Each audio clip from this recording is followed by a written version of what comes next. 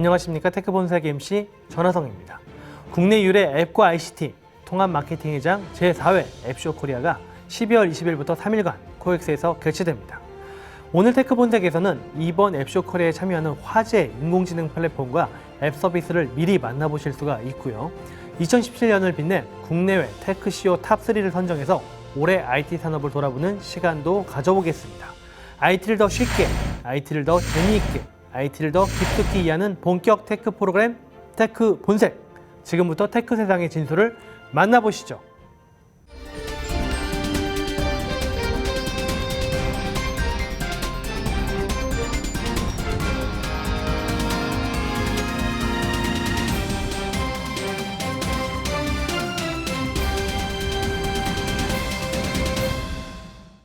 테크 본색만의 혁신 스타트업 발굴 프로젝트 스타트업 히어로. 기술력과 아이디어를 갖춘 스타트업을 찾아서 가치 분석을 해보는 시간입니다. 오늘 모실 스타트업이 테크 세상의 히어로가 될 수 있을지 여러분도 함께 평가해 보시길 바라겠습니다. 오늘 함께 하실 투자 전문가 지온 인베스트먼트의 엄철현 대표 나오셨습니다. 네, 안녕하세요. 안녕하십니까. 네, 오늘 스타트업도 상당히 좀 흥미진진한 그런 사업 모델을 가진 스타트업입니다. 오늘 평가 기준 어떻게 하실 겁니까? 금융 쪽에 굉장히 흥미로운 스타트업이신데요. 아무래도 해외 쪽 그 사례들이 있고 관련된 유사 기업들 한번 보면서 결국 비교 평가를 해봐야 되지 않을까라는 생각이 듭니다. 네, 그렇군요. 사실 뭐 요즘 로보 어드바이저부터 시작해서 사실 금융 AI가 많이 주목받고 있는데 오늘 그런 스타트업을 모셨습니다. 제4회 앱쇼 코리아에도 참여하는 기업인데요. 인공지능을 통해 금융 혁신을 이끌어갈 핀테크 스타트업이죠. 에이젠 글로벌의 강정석 대표 모셨습니다. 네, 안녕하세요. 네, 안녕하십니까. 저 에이젠 글로벌의 강정석입니다. 네. 금융회사들이 필요로 하는 인공지능 금융 플랫폼 요즘에 많이 회자되기는 합니다. 근데 국내뿐만 아니라 영국, 일본, 싱가포르에서도 좀 주목을 받고 있다는 얘기를 들었는데요. 에이젠 글로벌 어떤 회사입니까? 저희는 이제 인공지능이 전 산업에 걸쳐서 확산이 되면서 수요가 급증할 것으로 예상을 하고 있습니다. 근데 이제 그런 수요에 비해서 이제 공급이 이제 현저하게 부족한 것이 지금 현실이고 앞으로도 수년간은 이런 상태가 지속될 것으로 보고 있는데 그런 부족한 공급을 메꾸는 회사를 저희가 이제 플랫폼으로 구축을 해서 금융회사에 공급하고 있는 이런 회사입니다. 설립된 지 1년도 안 됐는데 수상 경력이 굉장히 화려하시더라고요. 어떤 상들을 받으셨나요? 미래창조과학부 장관상을 이제 수상을 했는데요. 뭐 삼성전자, LG전자, 그다음에 시티은행, 그다음에 KT와 같이 저희가 유일하게 스타트업으로 수상을 했고요. 기존에 이제 시계열 문제를 가지고 푸는 이런 딥러닝 문제들을 이제 금융기관에 접목했다라는 것들이 주목이 된 것 같고요. 또 하나는 저희가 이제 가지고 있는 기술들을 어떤 사회적인 이로움을 주는데 사용하고자 하는 것들을 추진을 하고 있습니다. 예를 들어서 뭐 저소득 국가라든지 그다음에 소외받은 계층들을 위한 어떤 정부 프로그램들을 위해서 기술을 통해서 이런 부분들을 메꿔줄 수 있는 가치를 좀 인정받은 것 같고요. 그걸 통해서 최근에 이제 유엔이라든지 이런 기술 대상에서 장려상을 수상을 했습니다. 이미 기술력을 인정받고 계신 금융 플랫폼이신데 서비스가 좀 궁금합니다. 어떤 서비스인가요? 먼저 쉽게 설명하기 위해서 자율주행에 한번 빗대어 설명을 해보도록 하겠습니다. 그것은 특히 이제 크게 세 가지로 구성이 되어 있습니다. 이제 사물을 인지하는 부분과 예를 들어서 나무든 자동차든 보행자든 그다음에 그 사물들이 움직임을 예측하는 부분들이 하나가 있고요. 그다음 세 번째는 그 움직임과 차량의 움직임을 비교를 해서 컨트롤하는 기능들로 구성이 되어 있습니다.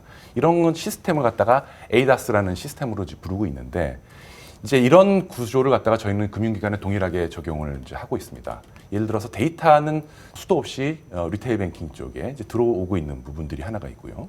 그 다음에 사람들이 이 수많은 직원들이 앉아가지고 그런 움직임들을 예측하는 업무들을 실제로 하고 있습니다. 그런 부분들에 대해서 저희가 도움을 주고 있고요. 그 다음에 세 번째는 그런 예측한 걸 가지고 최적의 목표를 가지고 운전하게 또는 금융기관을 운영하기 위해서 컨트롤하는 기능들이 있는데 그런 부분들을 제공을 하고 있습니다. 그래서 이 금융기관을 사람의 큰 도움 없이도 스스로 예측하고 컨트롤할 수 있는 수많은 예측부들을 한 군데로 모아서 운영할 수 있는 어떤 시스템이라고 보시면 될 것 같습니다.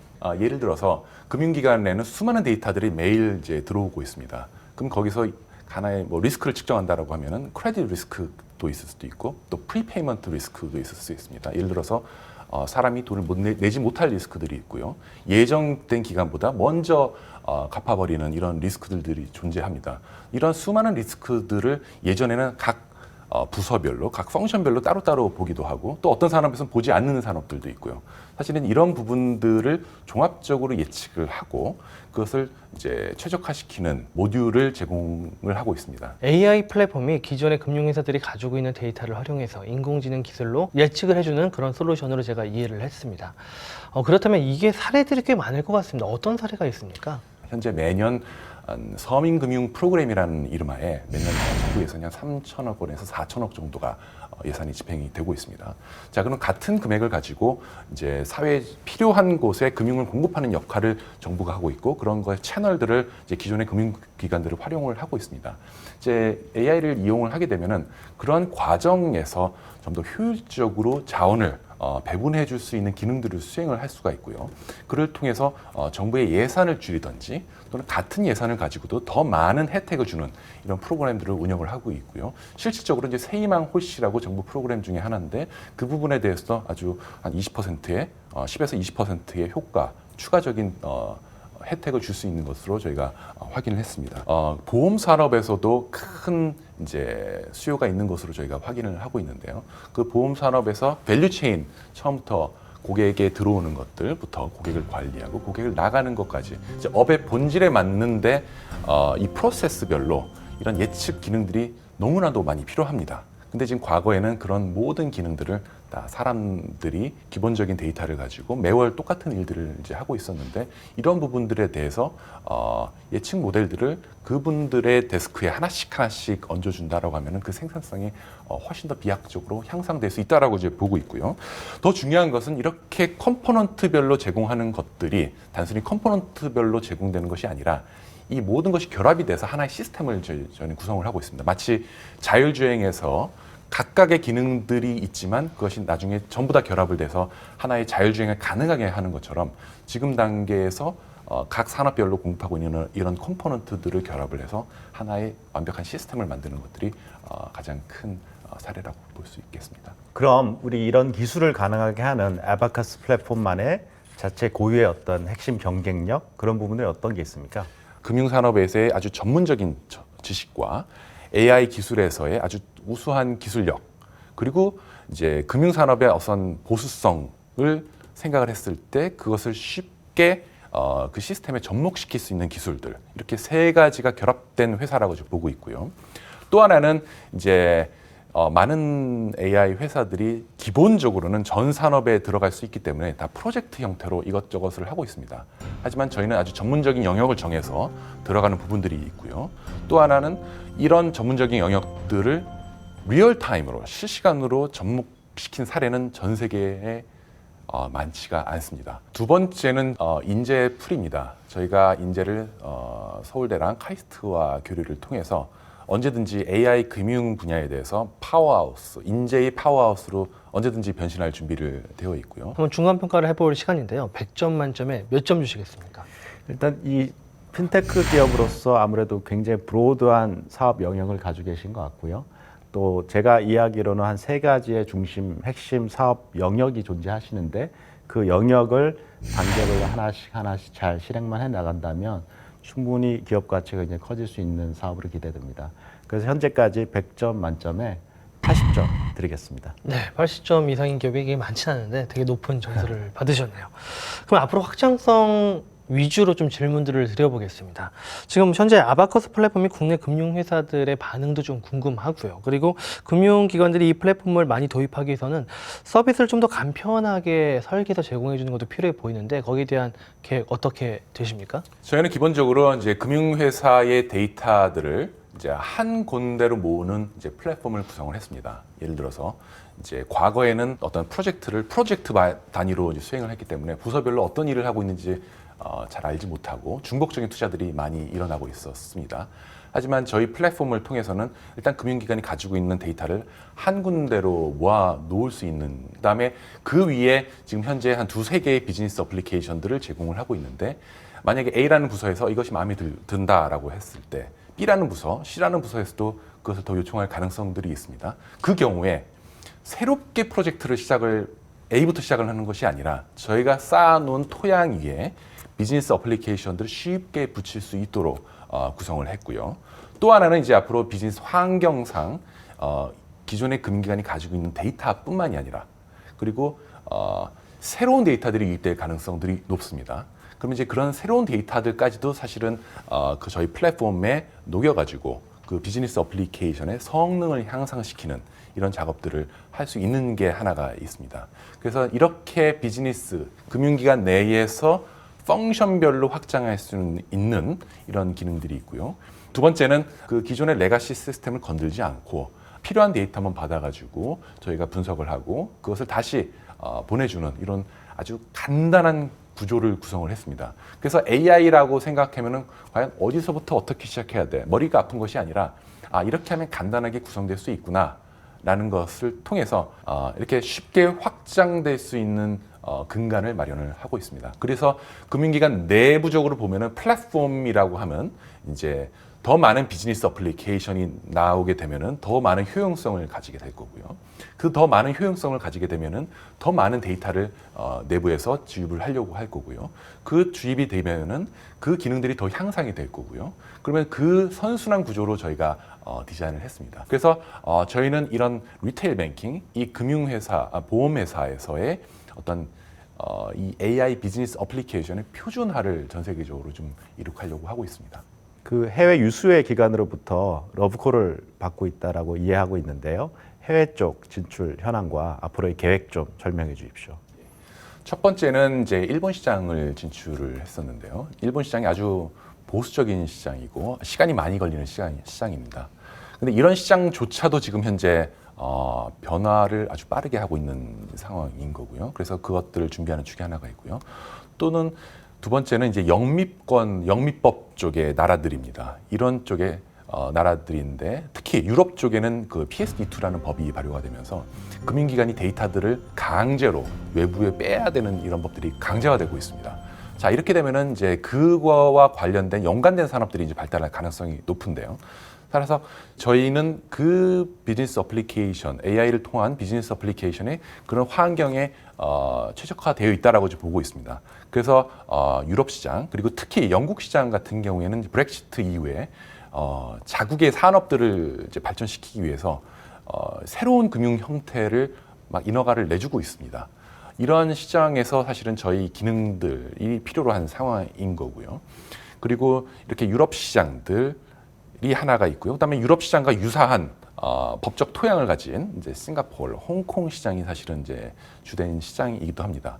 그리고 세 번째 시장은 아직 금융 GDP 대비 금융 시장이 발달되지 않은 나라들, 이제 동남아 시장들이 될 텐데 이 동남아 시장들은 기존의 금융기관들이 들어가지 않기 때문에 오히려 새로운 형태로 금융기관이 발달될 가능성들이 되게 높습니다. 이러한 영역에 저희 플랫폼을 사용하게 된다면은 기존의 어떤 인프라를 갖추지 않고도 쉽게 해당 금융산업에 진출할 수 있다는 장점이 있기 때문에 이렇게 전방위로 확산을 하고 있습니다. 원 대표님, 이제 그 최종 가치 평가를 해볼 시간입니다.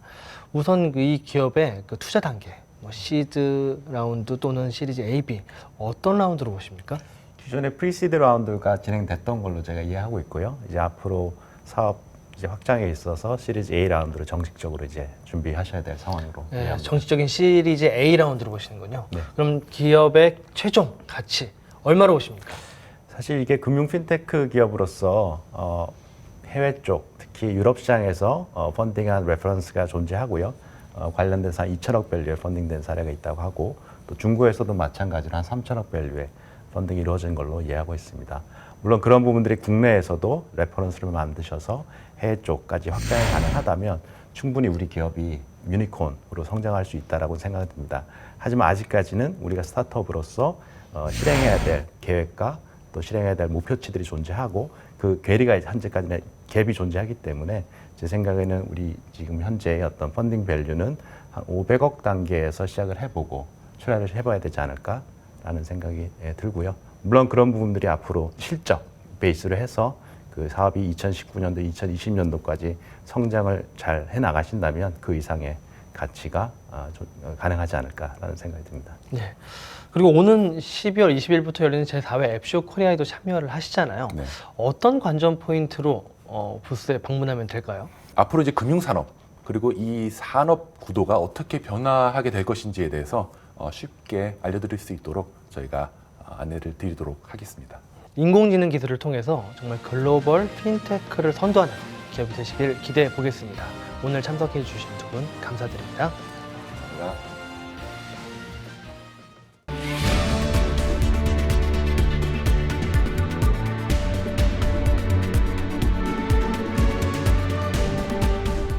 2017년 한 해 동안 IT 산업의 변화와 혁신을 주도한 최고의 CEO는 누구일까요?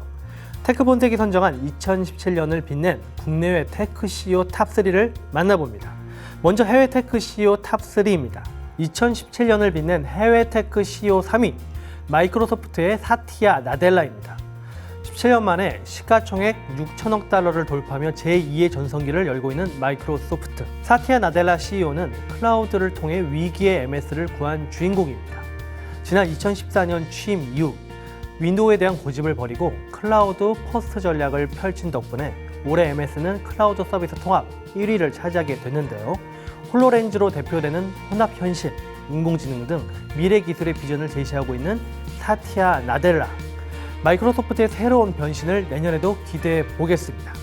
2017년을 빛낸 해외 테크 CEO 2위, 텐센트의 마와텅 회장입니다. 최근 페이스북을 제치고 아시아 기업 최초로 시가총액 세계 5위에 오른 중국 IT 기업 텐센트. 중국의 국민 메신저 위챗을 만든 텐센트의 마와텅 회장은 카카오톡 등 해외의 성공 모델을 벤치마킹해 이를 중국화한 것으로 유명합니다. 과감한 인수합병도 그의 성공 무기인데요. 텐센트는 온라인 게임 리그 오브 레전드의 개발사 라이어 게임즈, 핀란드의 유명 게임사 슈퍼셀까지 인수하며 전 세계 게임 산업을 선도하고 있습니다. 전자상거래 미디어 등 전방위적인 IT 산업으로 영향력을 확대 중인 마와텅 회장. 그 거침없는 행보를 앞으로도 주목해 보겠습니다. 2017년을 빛낸 해외 테크 CEO 영예 1위, 애플의 팀 쿡입니다. 최근 사상 처음으로 시가총액 9천억 달러를 돌파한 세계에서 가장 비싼 기업 애플. 애플의 성과는 팀 쿡의 야심작인 아이폰 X의 글로벌 흥행에서 비롯되고 있는데요. 첨단 얼굴 인식 기능을 담은 아이폰 X는 타임즈가 선정한 올해 최고의 발명품의 스마트폰으로선 유일하게 선정되면서 그 혁신성을 인정받았습니다. 내년 초 출시할 인공지능 스피커 홈팟, 2020년 출시 예정인 증강현실 안경 등으로 테크 세상의 새로운 미래를 설계하고 있는 팀 쿡. 그의 야심찬 도전이 우리의 삶을 어떻게 변화시키게 될지 함께 기대해 보시죠. 이번엔 우리나라를 살펴볼까요? 2017년을 빛낸 국내 테크 CEO 3위, 비바 리퍼블리카의 이승건 대표입니다. 간편 송금 앱 토스로 최근 세계 100대 핀테크 기업 중 유일한 한국 기업에 선정된 비바 리퍼블리카. 올해 실리콘밸리로부터 550억 원을 유치하면서 기업 가치가 3천억 원에 달하는데요. 토스를 개발한 이승건 대표는 무려 8번의 사업 실패를 겪은 8전 9기 CEO입니다. 실패를 자산 삼아 진짜 세상이 원하는 서비스를 만들자는 생각에서 탄생된 토스. 간편 송금 외에도 부동산 P2P 투자, 개인 무료 신용등급 조회 기능 등을 추가하면서 지속적인 성장을 거듭하고 있는데요. 한국 최초의 핀테크 유니콘을 꿈꾸는 이승건 대표. 그의 야심찬 도전을 앞으로도 주목해봐야겠죠. 2017년을 빛낸 국내 테크 CEO 2위, 블루홀의 장병규 의장입니다. 올해 최고 인기 온라인 게임 배틀그라운드를 탄생시킨 게임회사 블루홀. 올해 4월 글로벌 게임 플랫폼 스팀에 선보인 배틀그라운드는 출시 15주 만에 누적 매출 1억 달러, 동시 접속자 250만 명을 돌파하며 쟁쟁한 해외 게임을 제치고 세계 흥행 1위 게임으로 우뚝 섰습니다. 배틀그라운드의 성공은 기획 단계부터 철저히 해외 시장을 겨냥한 장병규 의장의 전략에 의해 탄생됐는데요. 네오위즈를 창립한 벤처 1세대 기업인으로서 최근 정부의 4차 산업혁명위원회 위원장에 발탁된 장병규 의장. 앞으로 게임 산업은 물론 한국의 IT 산업의 새로운 도약을 열어주길 기대해 보겠습니다. 2017년을 빛낸 국내 테크 CEO 영예 1위, 네이버의 한성숙 대표입니다. 올해 3분기 사상 최대의 분기 실적을 달성하며 영업이익 3천억 원을 돌파한 국내 대표 IT 기업 네이버. 올해 4월 취임한 한성숙 대표는 기술 플랫폼 기업으로서의 변신을 선언하며 네이버의 새로운 미래를 견인하고 있는데요. 그 핵심은 바로 인공지능입니다. AI 플랫폼 클로바를 탑재한 스피커에 이어 자율주행차, 기계 번역, 로봇 등 네이버의 모든 서비스는 인공지능을 기반으로 진화하고 있는데요. 첨단 기술을 통해 사용자의 일상에 새로운 가치를 제공하겠다는 한성숙 대표. 네이버가 테크 세상의 글로벌 리더로 도약할 수 있을지 함께 기대해 보시죠.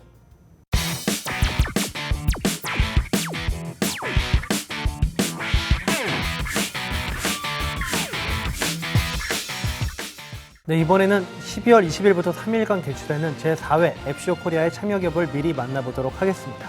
스마트폰 주문 결제 서비스를 제공하고 있는 스타트업입니다. 페이리더스의 허준호 대표 모셨습니다. 네, 안녕하세요. 네, 안녕하십니까. 네, 페이리더스가 어떤 회사인지 소개 부탁드리겠습니다. 예, 페이리더스는 최근에 부각되고 있는 더치페이 문화에 맞게 손님이 테이블에서 주문부터 결제까지 할 수 있는 편리한 앱 서비스로 테이블 오더라고 하는 이름으로 저희가 출시하여 운영 중에 있습니다. 이번 앱쇼 코리아에 선보일 테이블 오더 앱 어떤 서비스인지 말씀 부탁드리겠습니다. 테이블 오더는 음식점이나 주점, 카페 등에서 테이블에서 직접 손님이 주문에서부터 결제까지 진행할 수 있는 앱 서비스를 제공하고 있습니다.